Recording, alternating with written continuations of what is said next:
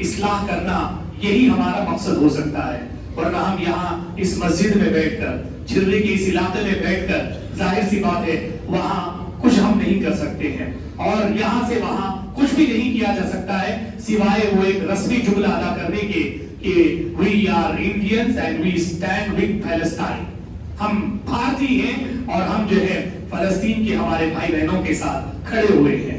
یہ جو کھڑے ہوئے ہیں یہی پوری دنیا یہی رسم نبھا رہی ہے، اور ہم بھی اس رسم کو نبھانے کے علاوہ کچھ نہیں کر سکتے۔ کیا دنیا نے پوری سوشل میڈیا پر بائیکاٹ کے سلسلے میں دہشت گرد ملک کے جو ہے اس کا سپورٹ کرنے والی جو کمپنیاں ہیں، ان کی تیار کردہ جو پورے آئٹمز ہیں، ان کی ساری تفصیلات عوام میں موجود ہیں، تو کہ لوگوں نے ان چیزوں کو اب خریدنا چھوڑ دیا ہے؟ کیا وہ ان تمام چیزوں کو نہ خریدنے کا عہد کیا جا چکا ہے؟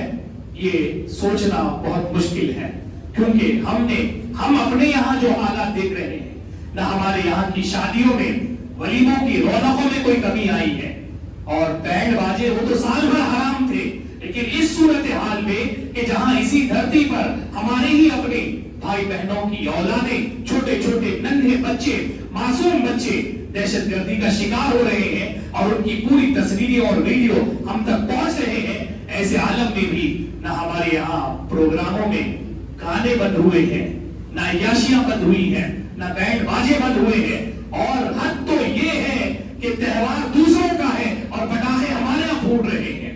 حتیٰ کہ یہاں تک بات سامنے آ چکی ہے کہ پٹاخوں کے اندر جو چیزیں، جو اوراق یوز ہو رہے ہیں، بار بار واقعات سامنے آ رہے ہیں کہ اس میں قرآن مجید کی جو ہے آیتوں والے جو ہے صفحات استعمال ہو رہے ہیں، اس کے باوجود نہ والدین کو یہ طریقہ ہے، نہ سلیقہ ہے، نہ فکر ہے کہ اپنی اولاد کو ایسے کاموں کے لیے پیسے نہ دے۔ کم سے کم اپنے گھروں میں اگر درس دیا جاتا، جن بچوں جو والدین فکر مند ہیں، ان کے چھوٹے چھوٹے 2-4 سال کے بچے جو ہیں وہ فلسطین کی بات کر رہے ہیں، وہ دہشت گردی کی باتیں کر رہے ہیں، لیکن اکثریت کا حال کیا ہے؟ کیا ہم نے یہ طے کر لیا ہے کہ ہماری نسلیں اب پٹاخے نہیں پھوڑیں گی؟ ویسے عدالت سے بھی پابندیاں لگ رہی ہے، پورا انوائرمنٹ تباہ ہوتا ہے، ہیلتھ اور صحت کو دیکھے تو بھی نہیں پھوڑنا چاہیے، اور پھر ہم مسلمان ہیں، ہمارا آئین ہے، ہمارا دستور ہے، ہمارا طرز زندگی ہے۔ اسلام آپ سے سختی کا مطالبہ کرتا ہے، آپ سے مطالبہ یہ کرتا ہے کہ آپ سختی سے اپنے مذہب پر قائم رہیں۔ ہم مسلمان اگر ہیں تو دوسرے مذہب کے مراسم کو نہیں اپنا سکتے۔ اگر رضامندی کے ساتھ دوسرے مذاہب کے مراسم کو اگر ہم اپنائیں گے تو ہمارا مذہب، ہماری دینداری خطرے میں پڑ جائے گی۔ حتیٰ کہ بعض تہوار تو ایسے ہیں اگر ان تہواروں کو مسلمان منائیں گے رضا اور خوشی کے ساتھ تو خود کفر میں داخل ہو جائیں گے۔ اسلام کٹرتا اسلام میں ہے، دوسروں کے لیے نہیں ہے، ہمارے اپنے لیے ہے۔ ہم نفرتیں نہیں رکھتے ہیں، ہمارا مذہب نفرتیں نہیں سکھاتا ہے، ہم کٹر ہیں، ہم سخت ہیں، اپنے آپ پر ہیں۔ ہماری اس سختی کو سمجھنا چاہیے، لیکن افسوس کے ساتھ ہماری پوری سختیاں آج ہمارے اپنے آپس میں ہی ہو رہی ہے۔ ہماری پوری سختیاں اپنے رشتہ داروں پر ہو رہی ہیں، اپنے پڑوسیوں پر ہو رہی ہیں، اپنی گلی محلے کے لوگوں پر ہو رہی ہے۔ ہونا تو یہ چاہیے تھا اشداء علی الکفار رحماء بینہم، مسلمان ہمیشہ آپس میں رحم دل ہوتے ہیں، مہربان ہوتے ہیں۔ یہ رحمت، یہ مہربانی آج دور دور تک آپ کو نظر نہیں آئے گی۔ حضرات گرامی، تباہی کے اس دور میں بھی ہم اپنی اس بیماری کا علاج کرنے تیار نہیں ہیں جس بیماری نے پوری دنیا میں مسلمانوں کو تباہ کر رکھا ہے۔ وہ بیماری ہے قرآن سے دوری، وہ بیماری ہے قرآن مجید کے طرز حیات سے دوری۔ ہم نے قرآن کے اخلاق کو چھوڑ دیا ہے، ہم نے قرآن کے طرز زندگی کو چھوڑ دیا ہے۔ صبح و شام کیسے گزرے قرآن مجید نے سب کچھ بیان کیا ہے، لیکن ہم اس پر عمل کرنے تیار نہیں ہیں۔ کاروبار کیسے کرنا ہے، شادیاں کیسے کرنی ہے، ازدواجی معاملات کیسے گزارنے ہیں، میاں بیوی کو کیسے رہنا ہے، یہ سب کچھ ختم ہو چکا ہے۔ شادی سے لے کر شادی کے بعد تک کی ساری زندگی فلموں اور ڈراموں کے اعتبار سے گزر رہی ہے۔ یہ شادی کے پٹاخے پھوڑنا، شادیوں میں اس طرح جو ہے پیسے تباہ کرنا، یہ بینڈ باجے، یہ گانے، شادی کا پروگرام جب ہوتا ہے تو 2-2, 3-3, 4-4 دن تک جو ہے ساؤنڈ سسٹم لگا کر پوری گلی میں تماشے ہو رہے ہیں۔ یہ گانے بجانے، وہ بھی اس دور میں کہ جس دور میں ہزاروں ہمارے بھائی بہن ہماری آنکھوں کے سامنے شہید انہیں ظلمن دہشت گردی سے مارا جا رہا ہے، لیکن ہمارا دل پسیجنا تو دور کی بات ہے، ہم ناجائز عیاشی چھوڑنے تیار نہیں۔ جائز کام تو آپ کر رہے ہیں، کون روکتا ہے؟ آپ مرغ مسلم کھائیں، آپ بکرے کی ٹانگ توڑیں، جو کھائیں حلال سب کریں، لیکن کم سے کم ایسے دور میں کیسے آپ کا دل کرتا ہے کہ آپ حرام کام کریں؟ کیسے آپ کا دل تیار ہو جاتا ہے بینڈ باجے کے لیے؟ وہاں ان کی ہر بچہ غزہ میں اس امید کے ساتھ، اس خدشے کے ساتھ رات کو جاگتا ہے کہ کہیں صبح ہوتے ہوتے ان کا خاتمہ نہ ہو جائے۔ بچوں کی ساری ویڈیوز آ چکی ہیں، اپنے ہاتھوں پر نام لکھتے ہیں تاکہ ان کے مرنے کے بعد ان کا جنازہ پہچانا جا سکے۔ ان کا اگر چہرہ مسخ ہو جائے، دہشت گردی کا نشانہ بن جائے، تو کم سے کم ان کے ہاتھوں پر، جسموں پر جو نام لکھے ہوئے ہیں ان کے ذریعے ان کی آئیڈینٹی حاصل ہو سکے، ان کی شناخت کی جا سکے۔ ایسے عالم میں بھی اگر آپ دیکھ لیں، عیاشیاں نہ سعودی میں کم ہوئی ہیں اور نہ حیدرآباد میں کم ہوئی ہیں۔ حیدرآباد کے علاوہ دیگر ریاستوں میں اور دیگر ملکوں کے حالات آپ دیکھیں گے بہت مختلف ہیں۔ کئی عرب ملکوں کے باقاعدہ جو ہے میڈیا پر ساری خبریں موجود ہیں۔ کئی ایسے علاقے ہیں کہ جہاں کے مسلمانوں نے شادیاں کینسل کر دی ہیں، نوجوان جوڑوں نے اپنے نکاح کینسل کر دیے ہیں کہ جب تک کہ جو ہے غزہ اور فلسطین کے مسلمانوں پر ظلم ختم نہیں ہوتا تب تک نکاح کو پینڈنگ میں کر دیا جائے گا۔ اور یہاں نکاح کون پینڈنگ میں ڈال رہا ہے؟ کون ولیمے کو پینڈنگ میں ڈال رہا ہے؟ یہاں تو بینڈ باجے بج رہے ہیں، حرام کاریاں ہو رہی ہیں، باجے بج رہے ہیں، جیسے دنیا میں ہماری فتح اور نصرت کے پورے ڈنکے بج رہے ہیں۔ حضرات گرامی، یہ بے غیرتی، یہ بے حسی، یہ لاچاری اور بزدلی کی نشانیاں ہیں۔ ہم لاپرواہ ہو چکے ہیں، اور جب لاپرواہی اس حد تک پہنچ جاتی ہے تو پھر نتیجہ وہی ہمارا بھی ہوتا ہے۔ وہ دن یاد رکھیے آپ، اگر آج ہم نے سبق نہ لیا، ہوش کے ناخن نہ لیے، تو پھر وہ جو طاقتیں، وہ جو اسلام دشمن نفرتیں ادھر ہیں، وہ ادھر بھی پنپ رہی ہیں، وہ ادھر بھی سب کچھ ہو رہا ہے۔ ہمیں ہوش کے ناخن لینے کی ضرورت ہے، اپنی زندگیوں کو سدھارنے کی ضرورت ہے۔ قرآن مجید میں شیطان کس طرح ورغلاتا ہے، شیطان کا کھلا جو چیلنج تھا اللہ رب العالمین کے سامنے، اس نے بندوں کو گمراہ کرنے کے حوالے سے جو باتیں ذکر کی تھی، جس وقت اسے ملعون قرار دے دیا گیا تھا، اس کے اندر جو کچھ نفرت تھی بنی آدم کو لے کر، اور اس نے جو اللہ رب العالمین کے سامنے اظہار کر دیا تھا کہ بنی آدم سے کیسے وہ اپنے نفرت کا بدلہ لے گا اور اپنی نفرت کا اظہار کرے گا۔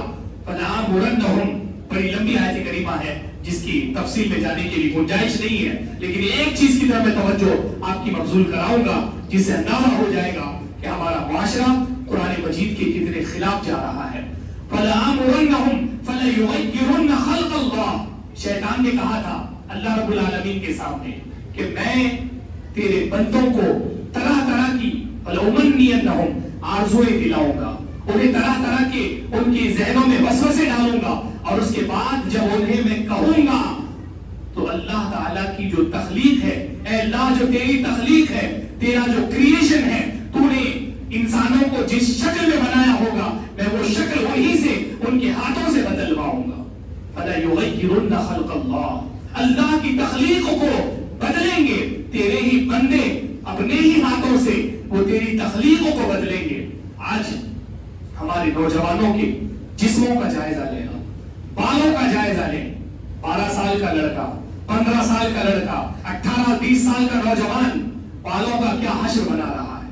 اب کل یہ بالوں کی باتیں پرانی ہو چکی ہے، اب تو چہرہ، گردن، گلا، اب نہ جانے کیا کیا، ایک گھنٹہ 2 گھنٹے حجام کے سامنے جو ہے وقت گزارا جا رہا ہے۔ چہرے کے رنگ بدلے جا رہے ہیں، چہرے پر ریڈنس چاہیے، چہرے پر فیئرنس چاہیے، کالے ہیں تو گورے دکھنا چاہیے، گورے ہیں تو لال دکھنے چاہیے، کالے ہیں تو گندمی دکھنے چاہیے۔ یہ تغییر خلق اللہ ہے۔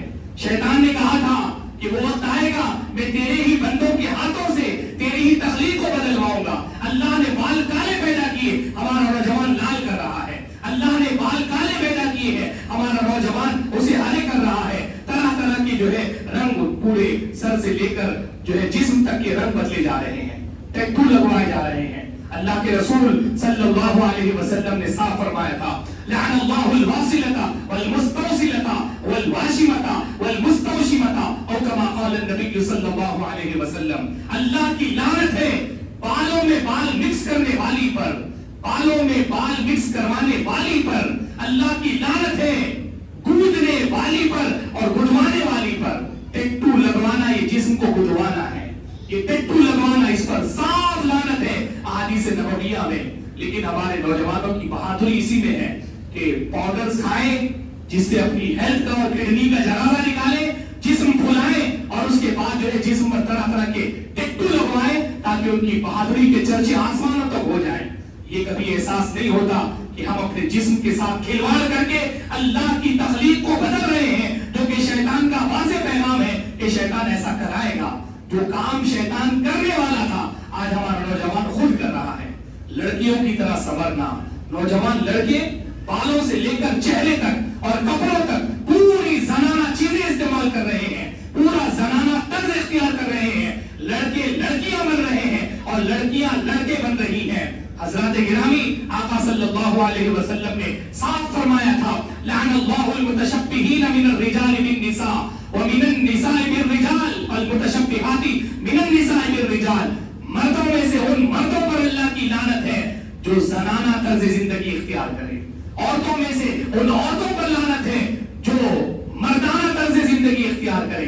مردانہ جینز کون پہن رہے ہیں؟ مردانہ شرٹس ٹی شرٹس کے نام پر، اگرچہ اب نام دے دیا جا رہا ہے یہ لڑکیوں کا ٹی شرٹ ہے، یہ لڑکیوں کا جینز ہے، یہ لڑکیوں کا پائنٹ ہے، اور لڑکوں کو لڑکیوں کے کپڑے، لڑکوں کو لڑکیوں کا میک اپ۔ یہ پورا مغربی کلچر، وہی مغرب جو دہشت گردی غزہ اور فلسطین میں ہو رہی ہے، پوری دنیا میں ہو رہی ہے، وہ کلچر بالکل خاموش ہے اور وہ واضح کر چکے ہیں کہ مسلمانوں کے خون کو ہم خون نہیں سمجھتے، مسلمانوں کا خون لال نہیں بلکہ ان کے لیے سفید ہوتا ہے، خون بہتا ہے تو بہتا ہے۔ وہی امریکی کلچر جو آج ہمارے گھر گھر میں پہنچ چکا ہے، وہی امریکہ باقاعدہ طور پر کھلم کھلا پوری دنیا کے سامنے دہشت گرد ملک کو ہتھیار سپلائی کر رہا ہے، اور ہم ہیں کہ اسی کے کلچر کو اپنے گھروں میں اپنائے ہوئے ہیں۔ انہی کے ٹوائلٹس، انہی کے کپڑے، انہی کے لوورز، انہی کے انرز، پورا طرز زندگی ہم نے ستیاناش کر لیا ہے اور اسلام کے مخالف بنا لیا ہے۔ حضرات گرامی، اگر ہوش کے ناخن ہم نے نہ لیے تو جو حال غزہ کے مسلمانوں کا ہو رہا ہے اس پر اور کچھ بولنے کی ضرورت نہیں ہے۔ ہمیں اپنی تیاریاں کرنی ہوگی، اور تیاریاں سب سے پہلے اپنا طرز حیات بدلنا ہوگا۔